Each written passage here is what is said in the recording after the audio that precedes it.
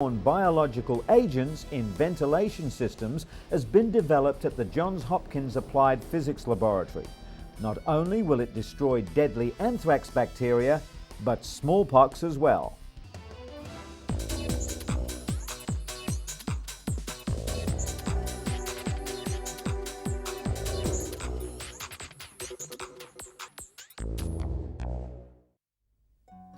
Our first story is about cooking with indoor fire. It's a way of life in many developing nations, but it's causing untold harm on respiratory systems. Findings show that women who regularly participate in cooking activities have exposure levels that are 2 to 4 times higher than men. They're also twice as likely as men to be diagnosed with acute respiratory infections. Locally manufactured improved efficiency stoves can reduce exposure to toxins by approximately 40%.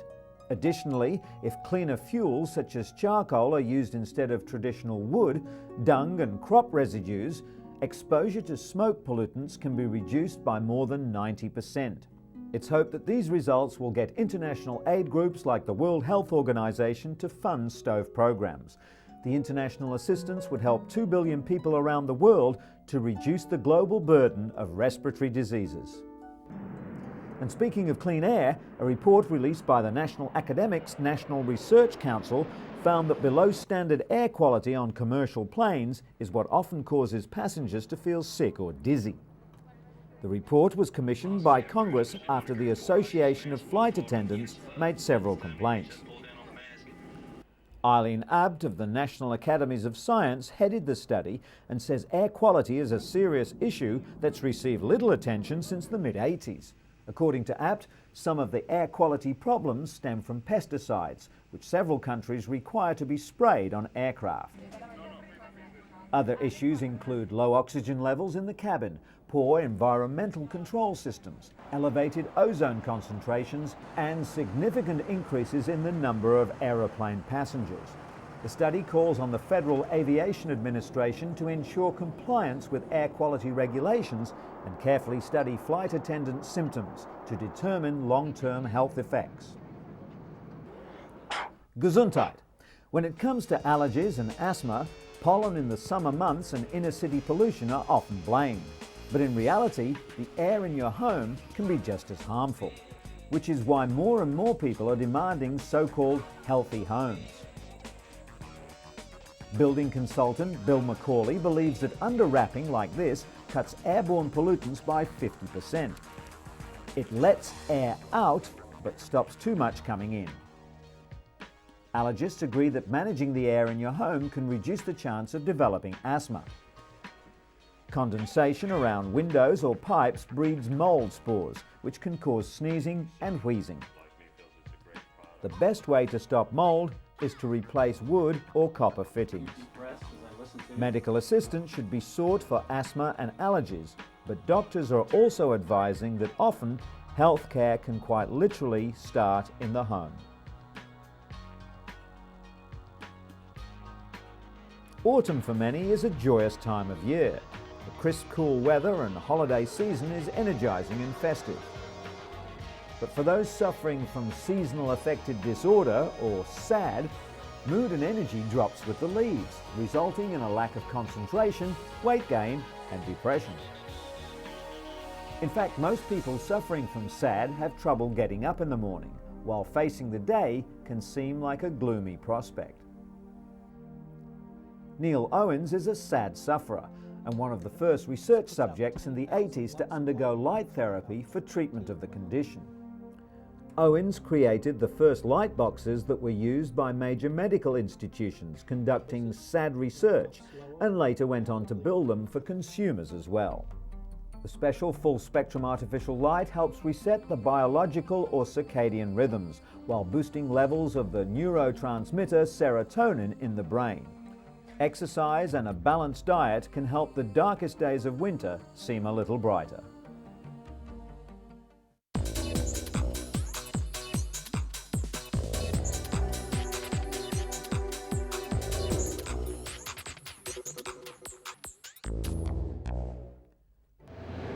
At first glance, the statistics don't seem so ominous. An estimated 163,000 people are infected with HIV or AIDS in Russia, a country of 147 million people. But experts fear the real figure could be 5 times higher. In anticipation of World AIDS Day, UNAIDS and the World Health Organization released the grim statistics, showing the former Soviet bloc now faces the fastest growing infection rate. The increased use of intravenous drugs is of key concern, as is the epidemic in the pediatric population. This hospital in St. Petersburg is the only one for HIV-infected children, abandoned by their mothers, mostly HIV-infected drug addicts. More than 80% of the reported cases are in people under 30. AIDS is now the 4th biggest killer around the world. Africa continues to be the hardest hit, with almost 3/4 of the almost 40 million sufferers worldwide. Researchers in the US are reporting an alarming new increase in drug resistance among HIV-positive people undergoing antiretroviral drug therapy. 50% of Americans undergoing highly active antiretroviral therapy are developing mutant strains of the deadly virus due to irregular use of the drugs. Researchers measuring the blood viral levels of 2,000 people undergoing the therapy also found that 64% of participants experienced a rise in viral levels over time. This indicates that they're receiving less benefit from the drug cocktails than they were a few years ago. The main reason for these alarming figures is that drug compliance is so difficult. The study found that 20% of all newly infected people were already carrying drug-resistant strains of the virus. If the trend continues, the HIV virus could develop resistance to all drugs. The AIDS crisis has had another unexpected side effect too. It sparked a diverse cultural response from both HIV-positive and HIV-negative artists. Positive Lives is one of the most remarkable responses. For 8 years, it's charted the course of the virus and its impact on people's lives. According to the exhibition curator, Kevin Ryan, this art has many different uses, for health, for education, and for knocking down barriers of stigma. Literature has also seen an explosion of HIV content. AIDS provides elements that are crucial for a good read: love, sex, death, and plenty of drama. Like no other health crisis, HIV has sparked creativity that comforts, questions, and also explains.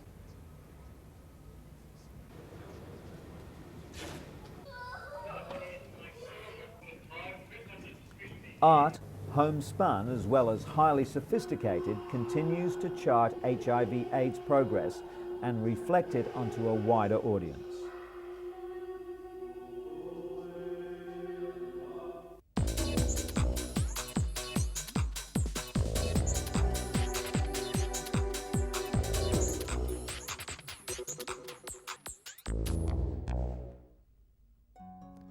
Val Garvey was told not to expect any miracles when her son Poyrik was diagnosed with autism 3 years ago. Doctors told her he'd never be able to form relationships, use his imagination, hold conversations, or even dress himself. Now 6, Poyrik can do all that and more. Autism remains a mysterious condition that affects 1 in 500 people. It's a neurological disorder that varies widely. But what autistics all have in common is an inability to forge social relationships naturally. Poyrik's progress came from a unique home-based educational program pioneered by the parents of 28-year-old lecturer and writer Raun Kaufman of the Sunrise program at the Autism Treatment Center of America. At 18 months of age, Raun was diagnosed with severe autism and an IQ of less than 30. By the time he was 5, all traces of autism had disappeared. The Kaufmans realized that they had to get Raun's attention, so his parents joined him in his fun activities. The Garveys are now following the principles established by the Kaufmans 25 years ago. Through playing, Poyrik is learning to unlock his imagination, to communicate his desires, and above all, to build confidence. The Sunrise program doesn't offer a cure, but it provides the means for an autistic person to show the way in and for their parents to show the way out. For these youngsters in Beijing, studying is a constant uphill struggle. All of them are mentally handicapped to varying degrees. The Beijing Fortune School for Mentally Retarded Children is attempting to give these 50 children a brighter future. According to a recent survey, around 1% of children under 14 are mentally handicapped. That means that over 3 million children are in need of specialized education, but very few ever go to school. Two women, Professor Huang Yiping and Professor Mao Yuyan, teamed up to open this school in 1985. Professor Huang's daughter, Wang Wei, is now 25 and works in the school kitchen. Her proud mother is determined to give other children something her own daughter never had: access to proper care and education. The Beijing Fortune School has grown over the years. It now has a staff of 20, including 6 full-time teachers, and provides education for children aged 3 to 14.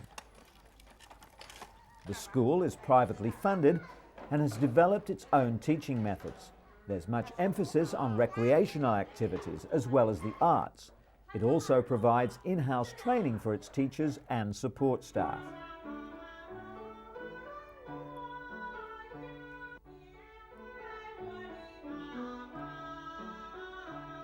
Zhou Jingren has attended the school for the past 3 years. He was born perfectly healthy but soon contracted meningitis, a serious inflammation of the brain's lining, which resulted in brain damage. His parents, both well-off business people, hired a maid to watch him 24 hours a day, as all the local schools refused to enroll him. The real breakthrough came when they discovered the Beijing Fortune School. According to his teachers, Jingren could not stand still and would destroy things when he first arrived, but they've seen a substantial improvement. And his mother has too. In stark contrast, life is bleak for 13-year-old Gongyi, who lives in a poor village in the mountains north of Beijing. He hopes to drive a tractor one day, but he may not even be able to fulfill this simple dream. While the nearby town does have a school for mentally handicapped children, it costs more than the family's entire annual income.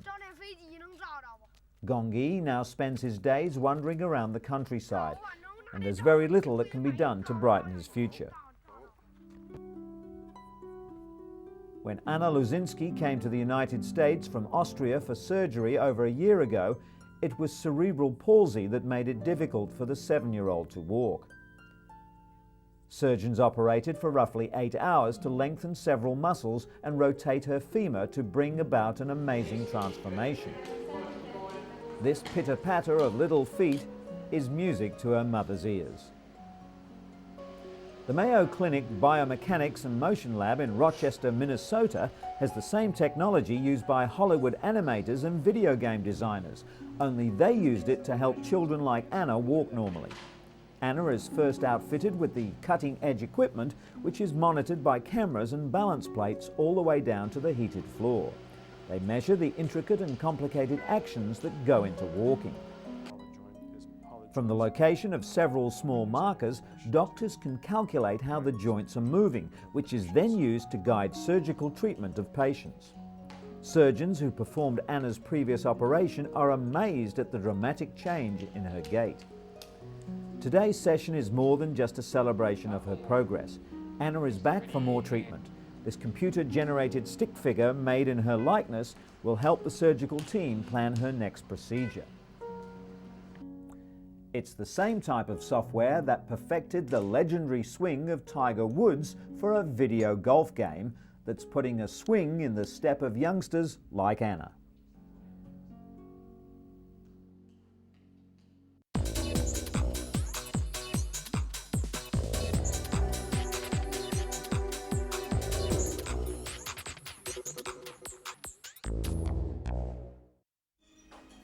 A major research study has revealed that nearly a third of heart attacks and strokes could be prevented with wider use of cholesterol-lowering drugs known as statins. The study, billed as the world's biggest trial, involved 10,000 people testing the new drugs. Statins are normally given to people who have very high cholesterol levels, but the study showed they also work in those with normal or low cholesterol. The British Heart Foundation described the findings as a major advance in the treatment of heart disease, especially as 1.5 million Britons currently suffer from the condition. 6 years ago, Kelly Perkins came to UCLA for a heart transplant after a virus damaged her own heart. Today, she and her husband Craig are making a social call. They've come to see cardiologist Dr. John Kobashigawa, the man who helped Kelly get her life back. 40-year-old Kelly wants to share one of her proudest achievements. She recently returned from Tanzania, where she became the world's first transplant recipient to climb Africa's highest mountain, Mount Kilimanjaro. Kelly's 8-day trek was recorded by a documentary film crew. She's climbed other mountains in the US and Japan, but at 19,340 feet, Mount Kilimanjaro was the highest and the most challenging. Being a transplant recipient means that Kelly fatigues quickly, and because nerves were severed during surgery, her heart doesn't keep pace with her level of exertion. The climbers set out for the summit at midnight in sub-zero temperatures.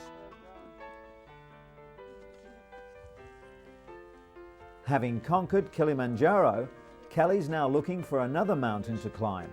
It's her way of demonstrating that transplant recipients can live a full life while encouraging people to save lives by being organ donors. Kelly's plea comes as a timely reminder, following the news that Robert Tools, the recipient of the world's fully contained artificial heart, died. Tools received the EP04, a grapefruit-sized plastic and titanium heart. Only expecting to live 30 days, he survived for almost 5 months. The former teacher moved from Colorado to Kentucky 5 years ago to receive a heart transplant, but was turned down because of his deteriorating health. But ultimately, it was abdominal bleeding related to his severe and chronic medical condition that killed him, not a malfunction in the device. 6 people, including Tools, have so far received the artificial heart. The EP04 is designed to extend the lives of patients who would otherwise die of heart failure and are ineligible for a heart transplant. Its internal battery system allows patients to be free of tubes and wires required to power previous devices. And, contrary to traditional medical belief, researchers have found evidence that human heart cells can regenerate. Doctors discovered that a recipient's own cells multiplied in the new heart, repairing damage previously considered irreversible. Just days after surgery, male transplant patients who received female hearts had new blood vessels and muscles with male chromosomes form in the female hearts. This means that the recipient's remaining heart tissue may have had primitive stem cells that were called into action to repair damage.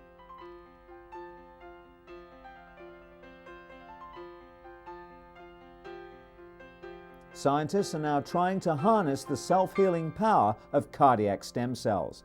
Someday they could treat millions of heart conditions just by stimulating the body's own regenerative power.